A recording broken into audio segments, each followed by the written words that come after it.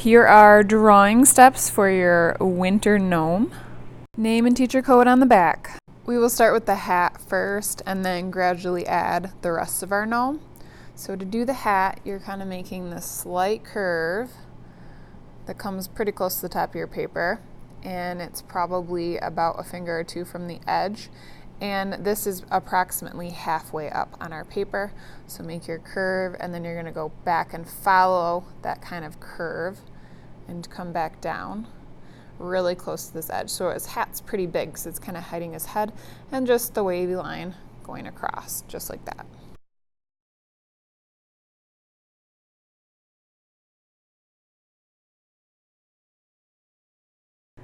So your hat should probably fill about the top half of your paper. I don't have a lot of room around it.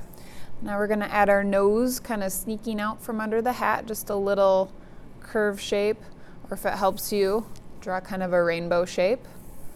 And then we're going to find the edges of our hat, and we're going to add a beard.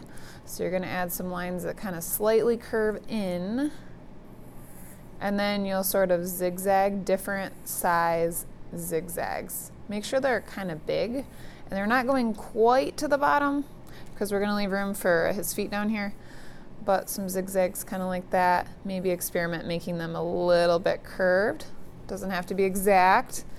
And you might want to just put some lines for texture so it looks like kind of hair. Not a lot, just a little bit. Then we'll add the sides of his belly, leaving a little room for some arms on the side. So just slightly curved, leaving some room for feet down here. Slight curve. And then we're going to add the top of the feet, so kind of a C shape and a backward C shape. And then you're going to I like to lightly sketch a line across, so my line's in the same spot. And then add like either a U or a V shape right here to divide his legs. So approximately in the middle where his nose is. And then as long as you were light with your pencil, you can erase that line. And then we're going to add the arms. So all that is another kind of curved shape. You could start probably just past where we started the belly line. A little curve and some lines for maybe like the hand and the sleeve. Don't make them too skinny. Mine's kind of skinny, but it's probably like, I don't know, half the width of my finger maybe. So same thing here.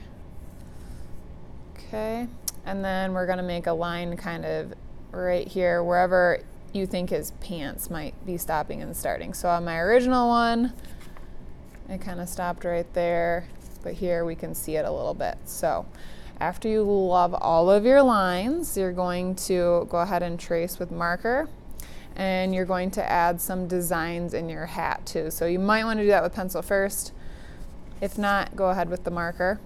So trace away.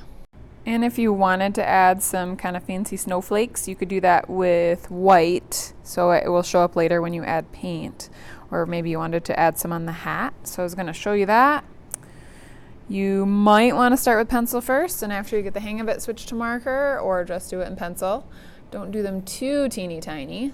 So start by making kind of like a T or a plus sign, and then a little X, and then you add kind of like a V shape wherever you decide.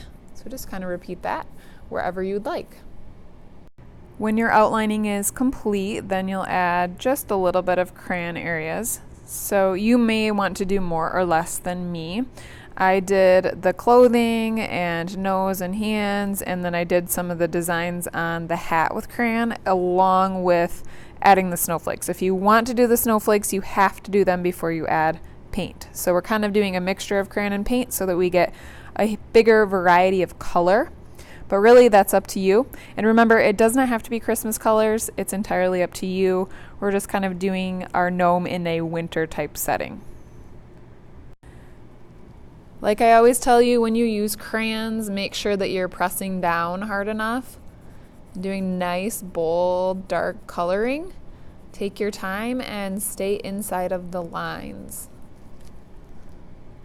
When your coloring is complete, you will be using tempera cakes to finish your painting portion of the project.